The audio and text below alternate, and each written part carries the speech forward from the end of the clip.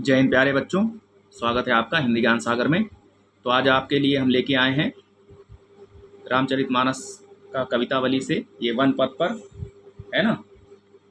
इसके पहले आपने रामचरितमानस बालकांड धनुषभंग को पढ़ा, बिल्कुल उसी तरह, उसी प्रेम के साथ, उसी लय के साथ आज इसको हम पढ़ेंगे और इसकी व्याख्या जानेंगे। ठीक है, तो सबसे पहले इसका संदर्भ देख लें और कॉपी और पेन ले लें। इसको जो मैं बोल रहा हूँ आप लिख लीजिए। संदर्भ, बहुत से बच्चे संदर्भ पूछते हैं। ठीक है, तो संदर्भ में लिखेंगे कि प्रस्तुत पद्यांश या प्रस्तुत सवैया। ठीक है, प्रस्तुत पद्यांश हमारी पाठ्य पुस्तक काव्य संकलन से उद्धृत है, जो गोस्वामी तुलसीदास द्वारा रचित कवितावली, ठीक है, अयोध्या कांड कवितावली से वन पद पर शीर्षक से अवतरित है।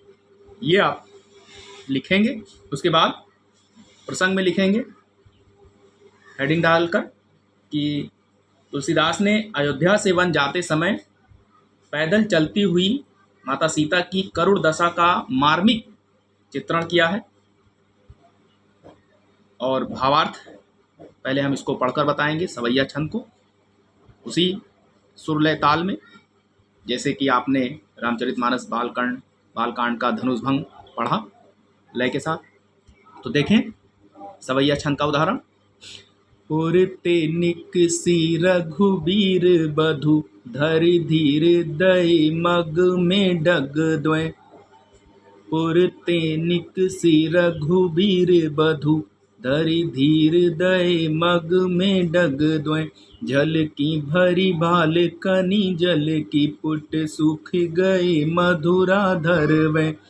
फिर बूझती है चलना अब केतिक पर्ण कुटी करी हो कित हुए। तिय की लखी आतुरता पिय की अखियां अति चारु चली जल च्वै। अर्थात तुलसीदास जी कहते हैं, जब पूर्व माने नगर से, जब राम लक्ष्मण और सीता, ठीक है, ते निकसी, जब नगर से निकलकर यानी अयोध्या नगर से निकलकर रघुवीर बधु यानी भगवान राम की पत्नी सीता, राम और लक्ष्मण निकलकर वन मार्ग में थोड़ा सा ही चले थे। धरि माने धर कर, धीर माने धैर्य, दय माने दिए, मग माने रास्ता, में डग दो कदम ही चले थे। यानी जो सदा महलों में रहने वाली सुकुमारी सीता है ना, इतने वैभव, इतने उसमें पली बढ़ी, आज जब वो मार्ग में नंगे पैर चल रही हैं तो थक जाती हैं।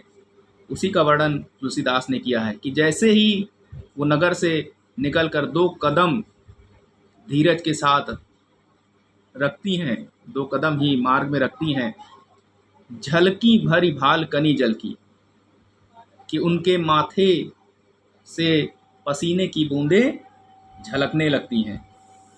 पुट सूख गए मधुराधर वे, यानी मधुराधर यानी मधुर धन अधर, उनके सुंदर ओंठ, पुट माने दोनों, सूख गए, पुट माने ओंठ, मधुराधर दोनों अधर, दोनों सुंदर ओंठ उनके प्यास के कारण सूख गए। फिर बूझती हैं चलनो अब केतिक, जब वे काफ़ी थक जाती हैं तब वे अपने प्रीतम प्रभु राम से पूछती हैं चलनो अब केतिक, यानी अभी हमें और कितनी दूर चलना है।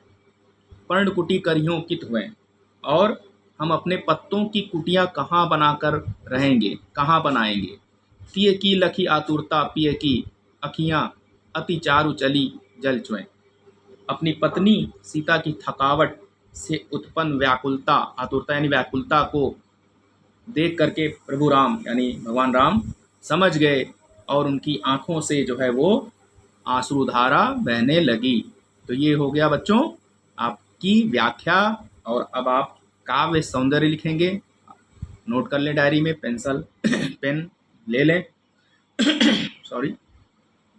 भाषा इसकी बहुत ही सुकोमल मधुर है, बिल्कुल हृदय को छूने वाली। तो आप लिखेंगे भाषा सुकोमल मधुर। दूसरा लिखेंगे शैली इसकी चित्रात्मक मुक्तक शैली। छंद मैंने शुरू में ही बता दिया कि छंद ये सवैया है। दुर्मिल सवैया यति लिखते थे, कोई दिक्कत नहीं। अगर नहीं लिख पाते तो केवल सवैया लिख दें, छंद सवैया है। अगला पॉइंट, रस, श्रृंगार के साथ करुण रस है इसमें। अलंकार की बात करें तो अनुप्रास अलंकार है ना। तो इतना आज के लिए बच्चों, और कल ये अगली वीडियो में आपको बताएंगे दूसरा छंद, इसका भावार्थ। क्यों कि ताकि आपको कठिनाई ना हो, छोटी छोटी वीडियो बनाकर आपके सामने हम दे रहे हैं कि ताकि आपको पढ़ने में समझने में आसानी हो। तब तक के लिए जय हिंद।